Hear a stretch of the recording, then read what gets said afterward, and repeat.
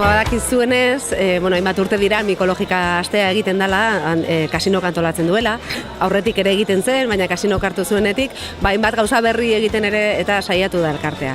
Orduan, aste honetan, aurten, ginda tailer bat, hitzaldi bat, ontxo bilketa ikasleekin, gero horren sailkapena eta arantzadirekin pixka bat ikastea horren bueltan baita ere, eta gaur hemen, Seiterritan hasita, ostiralez, hemen Champion Fest deitzen zaiona, eta izan nahi du, topagune festa giroan, hamburguesak jango ditugu, ontxoekin, txampiñoiak ere bai, korroketak baita ere ontxoekin eginak, eta asmoa da, giro honian, eta baita ere, ontxoak eta bar eta dastatzea, eta ondo pasatzea. Eta, lehiaketak eta bar, tradizionalki, jende adin tarte berezi bat, edo jende heldua eta erakarri izan du, eta, formato honekin, modu behar bada informal xego batean, eta gazte jendeare erakarri nahi dugu, ez?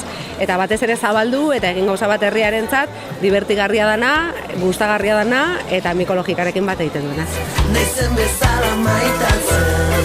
Eta aurreko bi ediziotan Berdura plazan egintzan, eta aurten arrisku pitin bat hartuta baita ere, plaza zarrera ekarri dugu, justu kasinoren aldamenera, eta ikusten duzu ez politia da ondekoratuta, Juan Urreta Bizkaia dugu ekide artista, baita ere honetan aritu dana, eta usten dugu dotore gelditu dela eta erakargarri baita ere.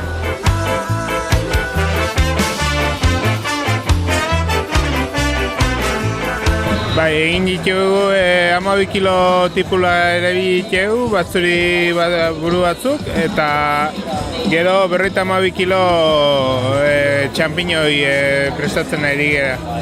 Ardo txuri erabide dugu saltsa egiteko, eta irin pixka bat gero loditu utzeko, saltsa loditu alizateko.